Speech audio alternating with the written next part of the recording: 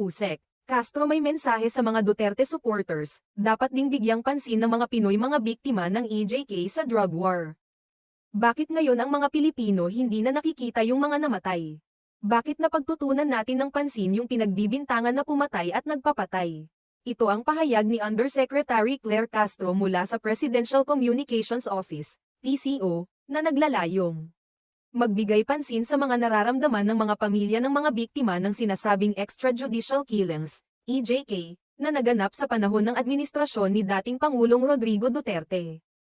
Ayon kay Castro, ang pansin ng publiko ay tila nakatuon lamang sa mga akusado ng mga krimen at hindi sa mga pamilyang nawalan ng mahal sa buhay dahil sa mga hindi makatarungang pagpatay. Sa isang press briefing noong Biyernes ika-14 ng Marso, sinabi ni Castro na hindi dapat laging ang atensyon ng mga tao ay nakatuon lamang kina dating Pangulong Duterte at Senador Bato de la Rosa. Ang dating